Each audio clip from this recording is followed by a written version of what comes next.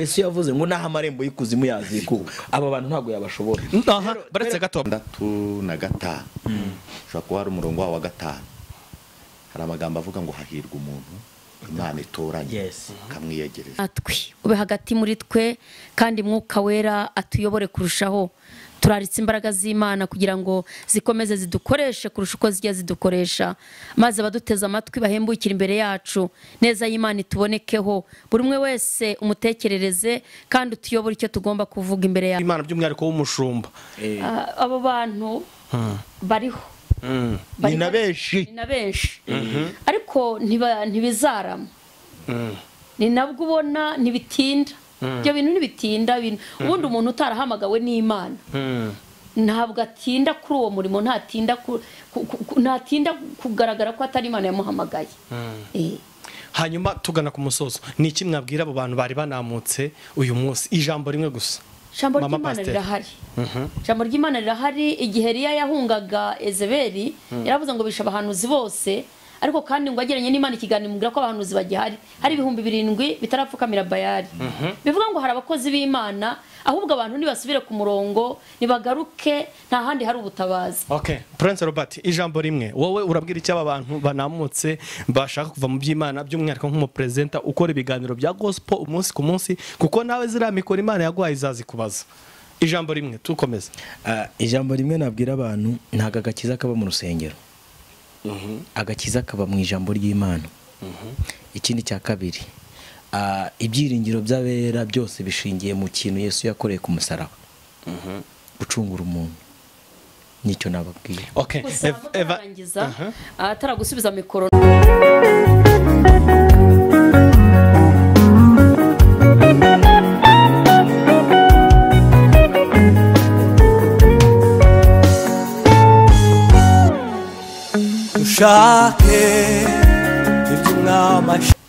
Dushimishijwe n'Imana rero kuba tubafite ahangaho uyu munsi nk'abakozi b'Imana bagabura ibyabo, by'umwihariko mukamuyoboye ama platform atandukanye ndetse n'ibigo bitandukanye bikora ubutumwa bwiza bwa Yesu Kristo, bwamamaza Yesu Kristo, buzanira abantu gukizwa ndetse butanga ubuhamya butandukanye. Ni byinshi mukora, ntabwo nabibavugira, muraza kubyivugira, ariko impamvu uyu munsi duhisemo kubatumiza nuko dukeneye kugira ngo mudufashe gusobanukirwa ibyo twibaza umunsi ku munsi muri urugendo. Reka rero ntatindi abadukurikiye mubanze mubibwire, hanyuma tuganire tuziranye, burya ngo abagenda neza n'abagenda baziranye. Reka duhere hariya iburyo.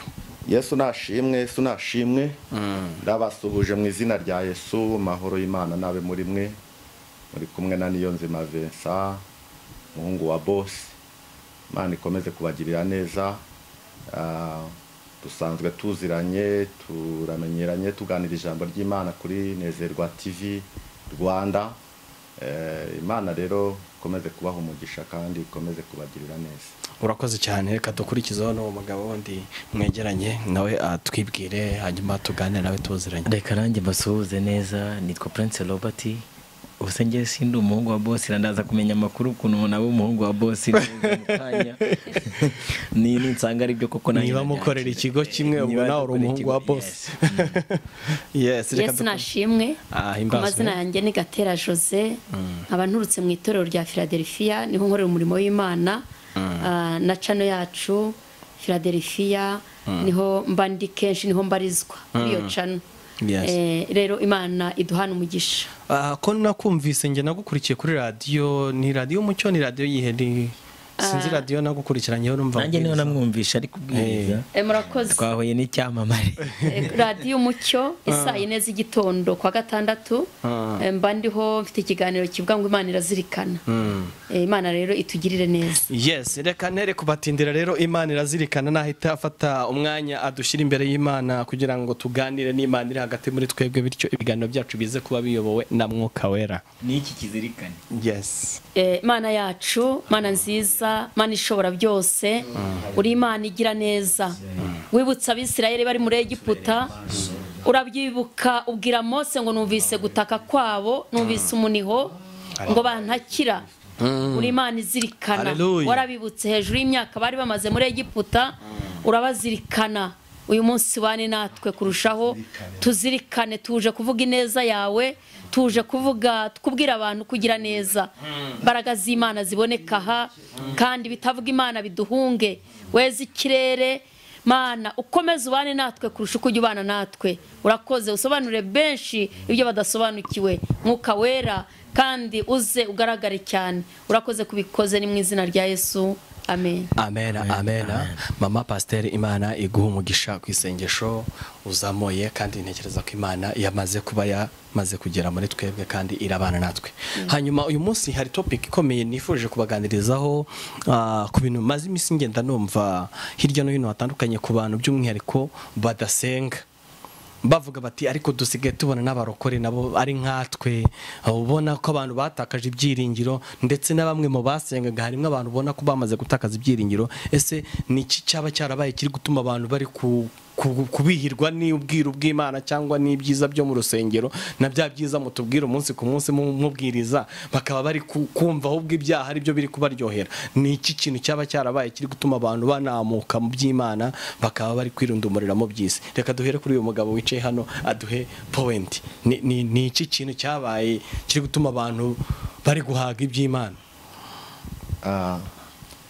nasomye ijambo ry'Imana mu gitabo cy'ubutumwa bwiza bwa Yesu ko bwanditswe na Matayo bice byaho 5 Imana tukamanuka ugashyika ku murongo hafi wa 12 na 3 gutyo na 4 hari amagambo agenda avuga ngo muri umudugudu wubatswe ku mpinga z'imisozi utabasha kugira ute kwihishira muri umunyu w'isi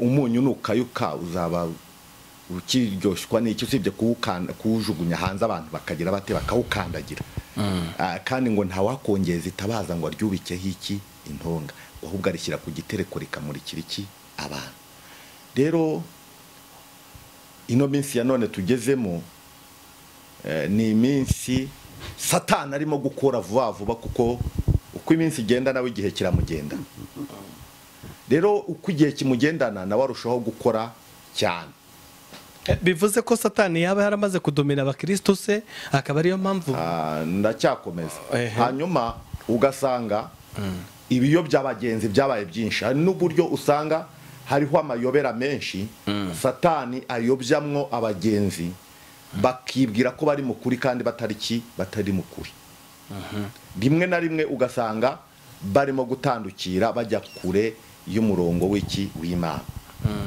rero nsanga ariyo mpamvu usigaye usanga ugasanga abantu Satani araza akiyoberanya akabereka ibikayangana ariko atari zahabu ariko se ngiye tukira hano ntago numvikana nawe uti impamvu numvikana nawe ni iki arabajije ati ni kubera iki abantu batakiryoherwa n'ubwiru bw'Imana ijambo ry'Imana ravuga ngo niba mwarasogongeye mukamenya ko Yesu agira neza ngo ngaho ni mumwegere nahamya neza nashidikanya umuntu wamaze kwakira Yesu umwami n'umukiza akaba ari mu bugingo bwe ntabwo ubwiru bw'Imana bumuganza ahubwo hari ikintu abantu batazi umuntu kuba ari ihene cyangwa se kuba ihene ari ihene ntabwo bikura ku ihene kuba ihene ahubwo ihene ushobora kuyambika uruhu rw'intama ukayijyana mu nzira ariko ntabwo inzira murimo yareka guhebeba rero kuba abantu kuri iki gihe bakora ibyaha cyangwa se abantu barahaza inzu y'Imana ubundi si inzu y'Imana ibaheye urakoze cyane Prince Robert impamvu tuba twagutumiye nk'umupresenter nuko nzi neza ko nawe uri mu bantu bakora ibiganiro bya gospel kandi wakira abantu benshi batandukanye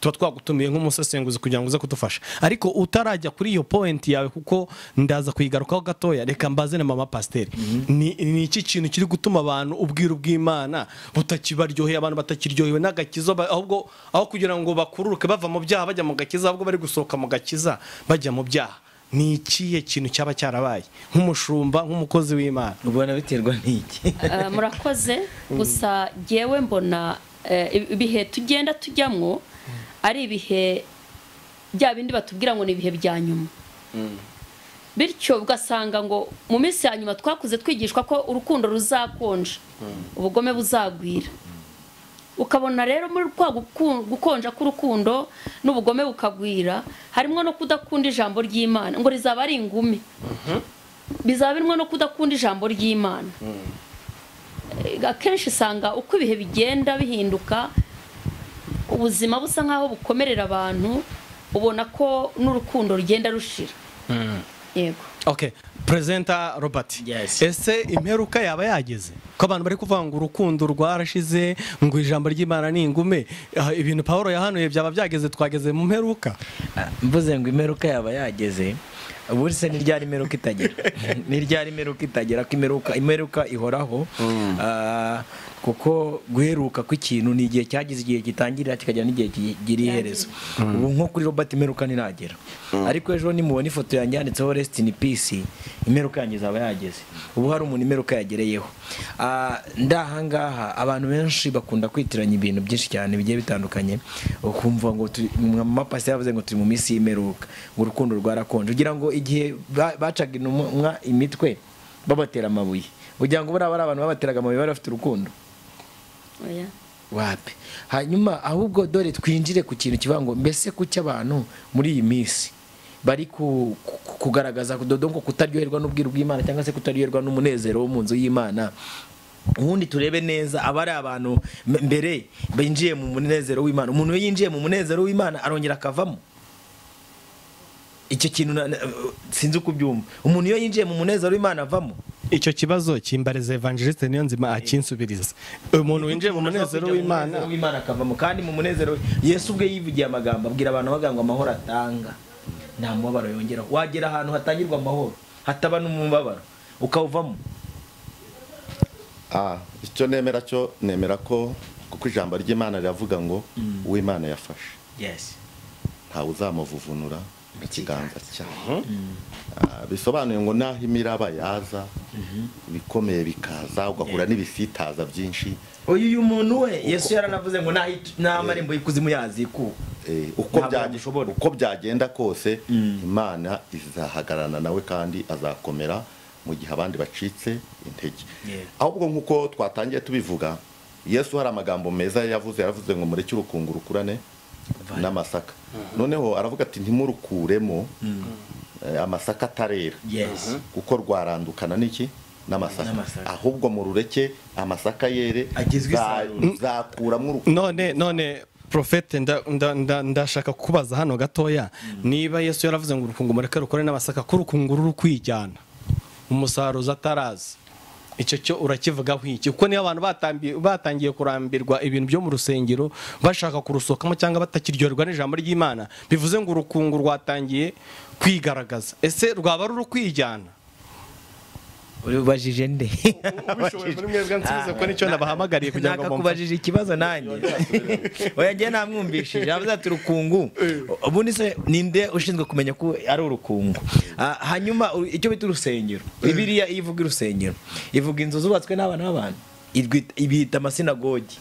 Urusengero ni umutima. Kera ryari ihema ry'ibonaniro, sibyo? Ubu uyu munsi urusengero Imana ishima. Mama Pastor umusore wenda ninza kuvuga nabi.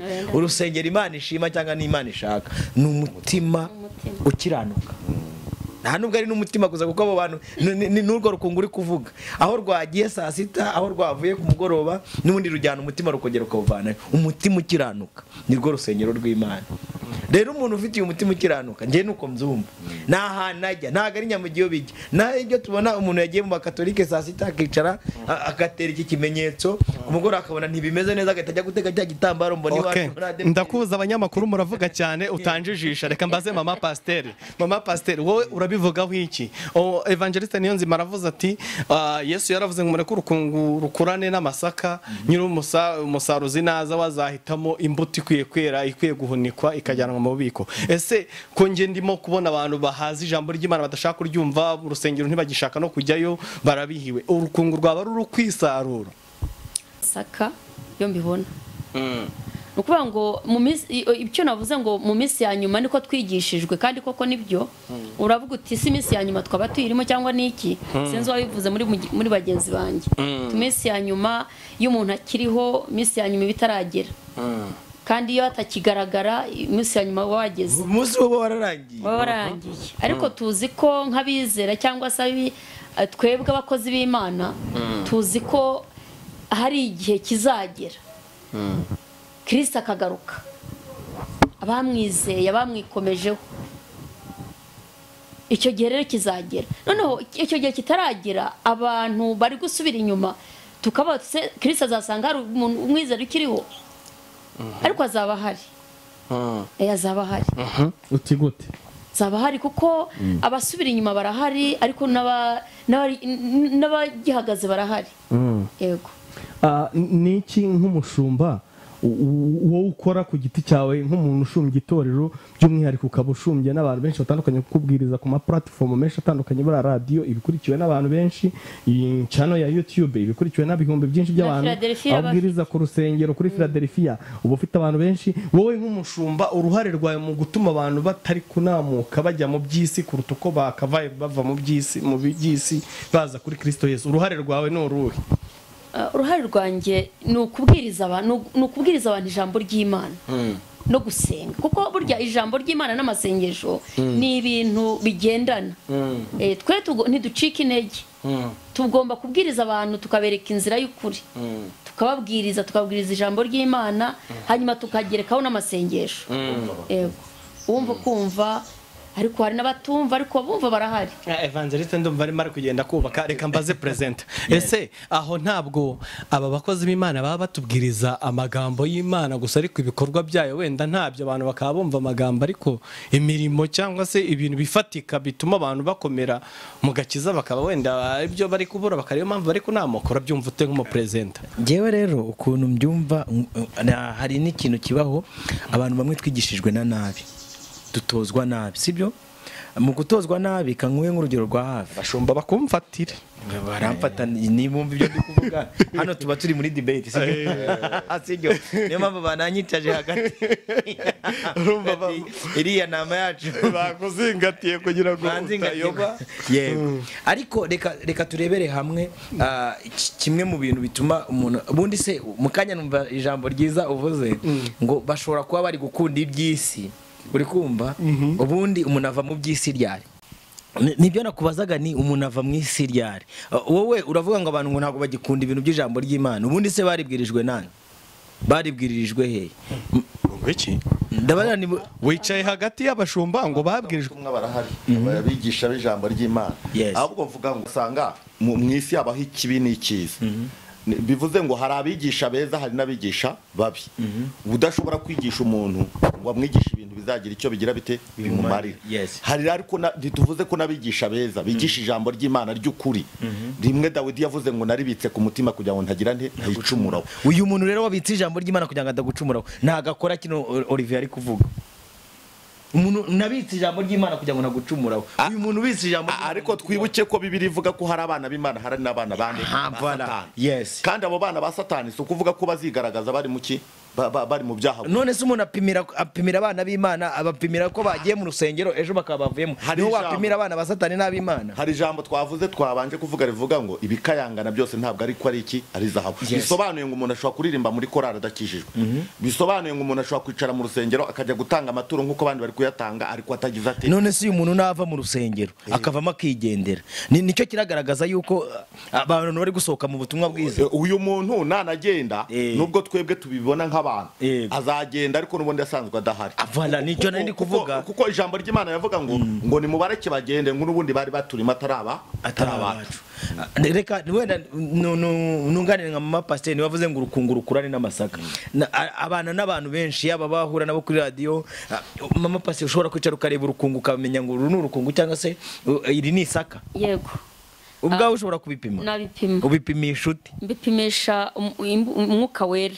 Umwuka wera araguhishura iyo ubana n'abantu, urukungu rarubona. Ubundi abantu b'Imana tubabwirwa n'imbuto bera, imbuto zabo. Ahubwo mama pasiteri ikibazo kiriho nuko abantu b'abakozi b'Imana bari iki gihe nabo bafite ubwoba bwo guhamya Imana. Oya bakozi b'Imana ntabwo baba. No impamvu nshaka kubivuga hariho oya nanjye ndi umukozi w'Imana, ntabwo mpamya ko abakozi b'Imana bose aho ngaho aho ni sawa.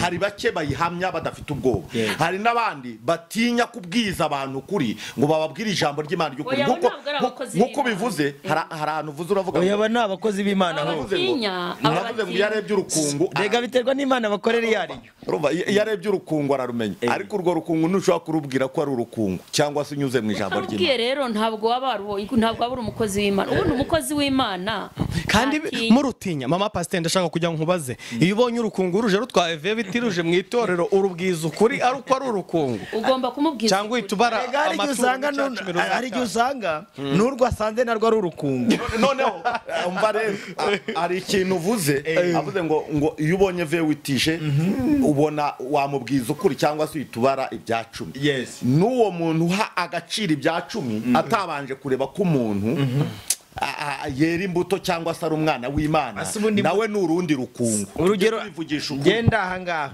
ubundi yaba uwo nguwo uzanye vewiti n'uyu basanze uri kurebera muri vewiti aho kugira ngo avuge ubutumwa bwiza, ngiye kuri ngiye nabita urukungu bombi.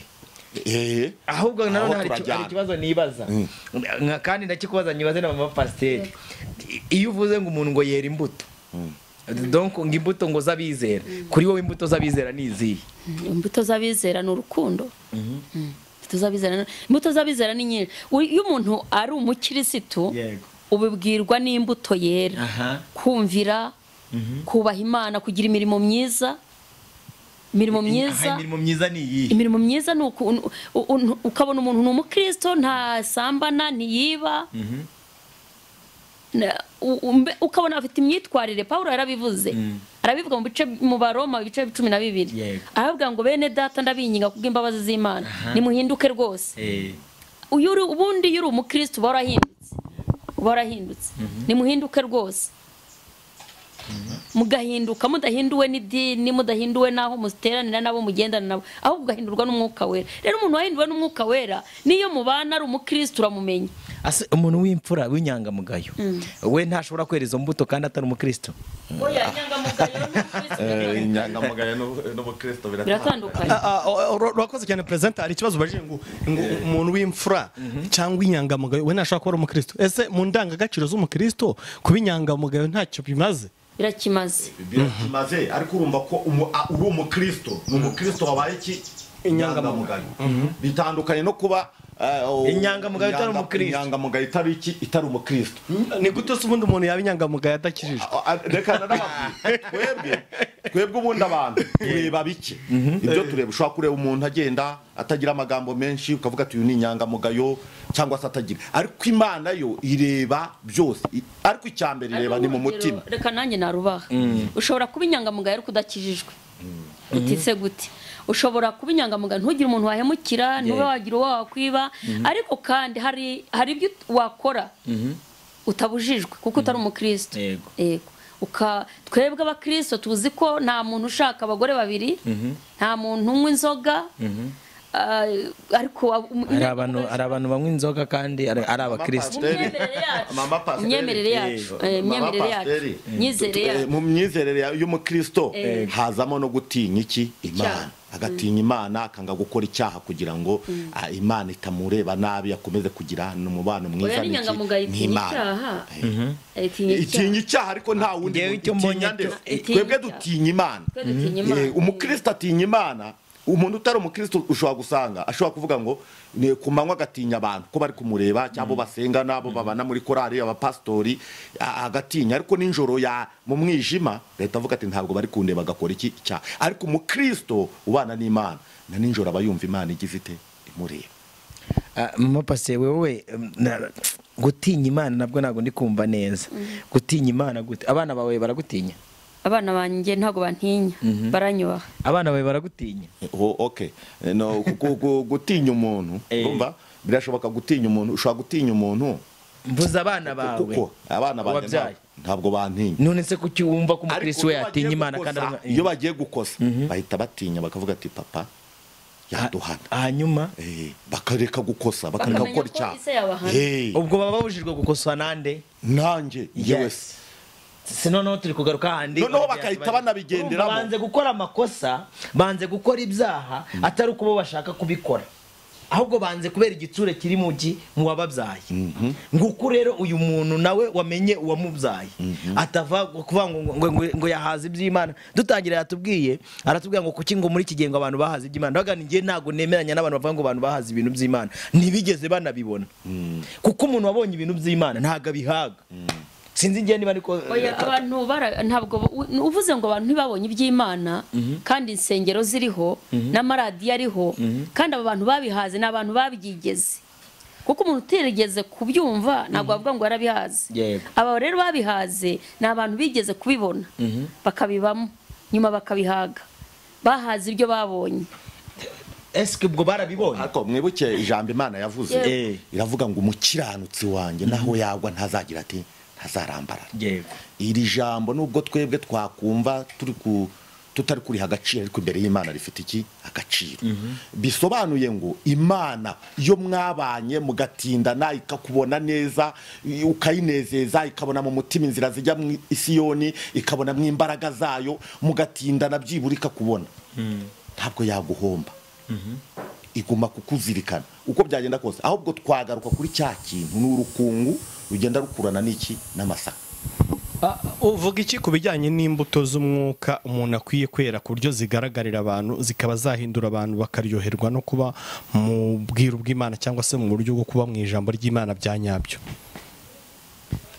imbuto z'umwuka ariko hari ikintu najya numva kumvikana n'abantu nacyo nari ndi kuvuga cyo umuntu uvuga ngo imbuto ngo z'umwuka ngo ni ukudakora icyaha ngo ni ukwibombarika ni ukwigengesera niba ubajije ngo imbuto z'umwuka ni ukuvuga ngo ni ibintu byerera mu mwuka ntabwo ari ibintu byerera ahaboneka ngo tuvuge ngo iyi ni avoka ngo iyi ni heke umwuka kabyara Imana ikakumera byose ubyumvishe neza urumva iyo muvuze imbuto z'umwuka ni ubuzima butagaragarira inyuma none ni gute nicyo nabazaga evangeliste nta muntu uzibombarika nari nkubajije ngo ni gute ubwo buzima bw'izo mbuto z'umwuka zerera mu mwuka umuntu azibona inyuma zikaba zamuhindura akarushaho gukunda iby'Imana cyangwa se no kumva yagira inyota n'inzara byo kubamo aho hantu murakoze cyane ubundi bajya bavuga ngo akari ku mutima gasesekara no ku munwa izo mbuto ni imbuto z'umwuka nk'uko ubivuze ariko uko utindana n'Imana wera za mbuto zawe na wa mwuka wera kuko n'ibyo uvuga n'amagambo uvuga abashorewe n'umwuka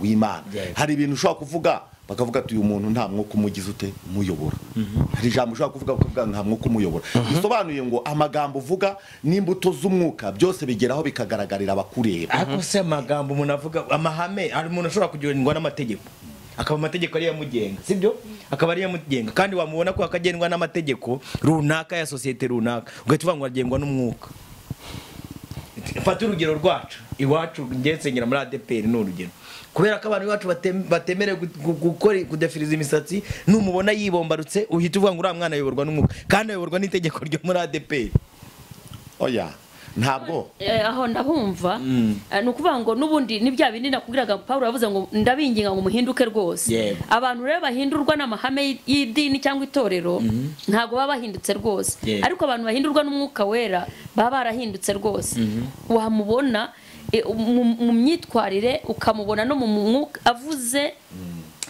ni impamvu nari kumvikana namwe neza uyu muntu wahindutse rwose nk'uko Paulo abivuze umuntu amupimira mu mubiri ari kugenda gutya no mu mivugire ye no mu mivugire ye ariko mwakunze kwibanda ku mivugire ariko byanze bikunze no mu mikorere iyo mikorere niyo mivugire iri mu bwiru kuko niba ari imbuto z'umwuka ntago kuba umuntu avuze neza bimugira umukristo niko nge bitekereza kuba yigengesera kuko umuntu ashobora kuvuga neza kwigengesera nta muntu uyu mukristo mama pasteur avuze ntabwo nawe ari ukuvuga ko yamurebye atambuka gusa agahita avuga ngo uyu ni umukristo iyo batindanye baratindana iyo utindanye n'umuntu umenya uwo ari we nta muntu ushaka kumara imyaka 5 cyangwa 10 utaranamumenya bisobanuye gutindana harimo ibintu byinshi muba mwasangiye muba mwasenganye mbese ubuzima bwose mwagize mute mwabo ko bavuga se ko umuntu ari mugari oya suppose ngene nemeje na mama pasteur mvuye mu rugo ndahagutse bati ngati uyu muntu tugiye kuzatindana kandi mfite uruhande nzashaka kumwereka ntabwo twamara n'imyaka 10 se utaramenya uwo ndi burya ntabwo byakunda uzacunge burya hari n'igihe umuntu yihoromeza kugira ngo atigaragaza uwo ari yajya kumva biramucitse ari byo twatangiye nkubwira iyo umuntu ari ihene akaba ari ihene niyo wamwabikuru rw'inama ushobora kumva nibyo namye mvuga kuva na kare wenda tunagana no kumusoza abantu benshi badukurikiye bari kuvuga yuko abantu banamutse bavuye mu bintu by'Imana ariko umuntu utarabyigeze ariko ubwami bw'Imana buba mu ibanga, buba mu bwiru, nk'uko wavuze ngo Yesu yaravuze ngo muri umunyu w'isi, ngo mbasize ku musozi, urukumva nta muntu wabapfupfunyura mu biganza. Umuntu wageze mu bwami bw'Imana akagera mu kiganza cy'Imana, nta muntu n'umwe, nta n'ikintu cyamukuramo, kugeza no ku rwego Yesu yavuze ngo naho amarembo y'ikuzimu yazikuka, aba bantu ntabwo yabashobora. Baretse gatoya aho ngaho utangiye kuzanamo ibintu byo kubwiriza kandi wari umupresenter. Reka njye mbanze mbaza iki kibazo, ese ntabwo mu buryo bwo gutoranya abakozi b'Imana cyangwa abashumba haba hari uburyo butagenze neza muri iki kinyejana turimo, cyaba gituma wenda abantu babwirizwa bashobora kuba bashaka umusaruro w'imbuto bakuramo bababwiriza ugasanga ari muke, wenda akaba ari cyo gituma abantu batari kuryoherwa nuko kubwirizwa kubwo butumwa bwiza ngo bubahindure bubazane kuri Kristo, ahubwo ukabona umunsi ku munsi baragenda basohoka. Nje icyo kintu ntago muramponda ngo noge neza. Mureke ngewe nuvuge akantu kamwe. Zaburi ya 65 ushobora kuba hari umurongo wa 5, hari amagambo avuga ngo hahirwa umuntu Imana itoranye kamwiyegereza. Iyo bikavuga ngo wazahazwa n'ibyiza byo mu rusengero ahera hiki Imana. Twongere twibuke ko mu gutoranya kw'Imana nta muntu bigiramo iki uruhare. Nubwo abantu bavuga ubutumwa, nubwo tubwiriza, twebwe tuba tubiba imbuto tubibye, Imana akaba ari yo iyimeza. Hamagara umuntu ni communication Imana igirana n'umuntu mu buryo bw'umwuka, bitari ibintu abantu bashyize mu mibare y'isi. Yego, ariko tugiye mu mibare y'isi n'abantu babibone babyumve neza, mu buryo Imana ihamagara biri muri Yohana 1:10-12 abanga icyakora bamwemeye bose. Umuntu wese wamaze guhishurirwa mu isi y'umwuka ko yemeye Kristo umwami n'umukiza, ahita yinjira muri icyo kintu uri kuvuga action. Urumva iminsi ya none tugezemo, ntabwo twavuga ngo umurimo w'Imana ntukorwa. Umurimo w'Imana urarakorwa, kuko abavuga butumwa babwiriza ijambo ry'Imana, ijambo rikura abantu mu byaha barahari. Hari n'abandi noneho bavuga wenda se kubera umuntu afite icyo ashaka, ariko arabavuga butumwa bazi ko bazahembwa na Kristo. Baririmbye amuririmbye ngo bahinduriye benshi gukiranuka bazaka nk'inyenyeri, bategereje ibihembo bazahembwa n'umwami Yesu. Hari n'abandi bari mu isi ari abavuga butumwa, ari na pastori n'abashumba bumva indamu zabo cyangwa ibihembo byabo bari ugiye ugushaho navugaga. Reka mama pasiteri nawe mubaze gatoya, aho mama pasiteri avuze ahantu nashakaga. Hari abantu bashobora kuba barihamagaye cyangwa bakaba barinjiye muri uyu murimo wo kubwiriza abantu yavuga neza biravango banyuze, ntago banyuze mu marembo buri inkike, bashaka ko baruri bagwamo cyangwa se bababonamo cyangwa abandi baraterera batereka. Mama pasiteri wo ubivugaho iki nk'umukozi w'Imana by'umwihariko w'umushumba? Abo bantu bariho ni na benshi, ariko ntibizarama. Ni nabwo ubona ntibitinda, ibyo bintu ntibitinda. Ubundi umuntu utarahamagawe n'Imana ntabwo atinda kuri uwo murimo, ntatinda kugaragara ko atari Imana yamuhamagaye. Hanyuma tugana ku musozo, ni iki mwabwira abo bantu bari banamutse uyu munsi? Ijambo rimwe gusa. Ijambo ry'Imana rirahari. Ijambo ry'Imana rirahari. Igihe Eliya yahungaga Ezeberi yaravuze ngo bisha abahanuzi bose, ariko kandi ngo ageranye n'Imana ikiganiro mubwira ko abahanuzi bagihari, hari 7,000 bitarapfukamira Bayali. Bivuga ngo hari abakozi b'Imana, ahubwo abantu nibasubire ku murongo, nibagaruke, nta handi hari ubutabazi. Okay, Prince Robert, ijambo rimwe wowe urabwira iki aba bantu banamutse bashaka kuva mu by'Imana, by'umwihariko nk'umupresenter ukora ibiganiro bya gospel umunsi ku munsi, kuko nawe ziriya mikoro Imana yaguhaye izazikubaza? Ijambo rimwe tukomeza. Ijambo rimwe nabwira abantu, ntago agakiza kaba mu rusengero, agakiza kaba mu ijambo ry'Imana. Ikindi cya kabiri, ibyiringiro by'abera byose bishingiye mu kintu Yesu yakoreye ku musaraba, gucungura umuntu. Nicyo nababwiye. Okay, ataragusubiza mikoro, ntabwo Robert aravuze ngo agakiza nikaba mu rusengero. Nibyo, agakiza kari mu mutima wawe iyo wizeye Kristo nk'umwami, ariko kandi tutirengagije ko mu nzu y'Imana ariho duhurira iteraniro ryera tutagomba kuryirenga. Uyu munsi dufite abantu ugasanga umuntu yagiye gusenga ku musozi cyangwa se yiriwe mu rugo, hanyuma ugasanga iteraniro ntari haye agaciro, nkajya mu materaniro. Iyo deba niyo tuzaza tugarukaho butaha. Ni iyo deba ahubwo umva ndeka nza mitanyandika n'ahantu bo tuvugana abantu batakora amateraniro y'abera, abantu batajya bakora amateraniro birirwa mu butayo ku munsi w'amateraniro, ahubwo icyacumi bakajya kukiyobya n'amaturo abapasiteri ejobundi nabonye bari kuyarekarama. ariko tubujije abantu bajya mu butayu no mu byumba, natwe tujyayo tugasenga Imana, ahubwo abo bantu bajye mu butayu oya mujyayo mukayobya amaturo. Ejobundi hari umuapostoli umwe wabahagurukiye mu matorero babamo, bajyana amaturo ahatariho, habaho guterana kwera, bajye mu ubwo butayu ariko bamenye ko umuntu utajya mu rusengero arayoba. Okay, ijambo rimwe kuri evangeliste niyo nzima dusoza, ni iki wabwira aba bantu bari banamutse bari kuva mu gakiza bari kubihirwa n'ijambo ry'Imana mu magambo make dusoza?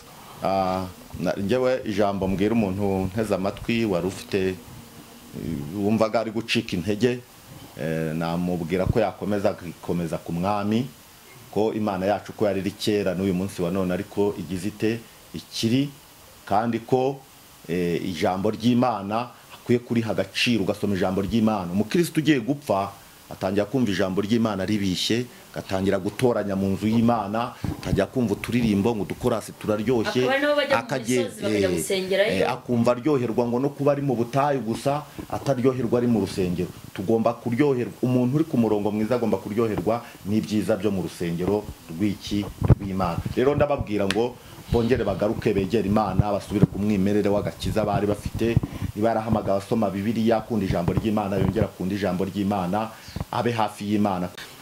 Yes, murakoze cyane. Rero reka mbashimire mwese, mwatanze ibitekerezo byinshi bitandukanye, nk'uko natangiye mvuga ngo impaka nziza ni nyina w'ubumenyi, cyangwa se discussion is mother of science. Umuntu wese udukurikiye, ntekereza ko twebwe twagiye tuvuga buri muntu wese uko abyumva, ariko nawe hari uko wabyumvaga. Hari ibyo bano bavuga ubutumwa bavuze, hari ibyo Mushumba yavuze.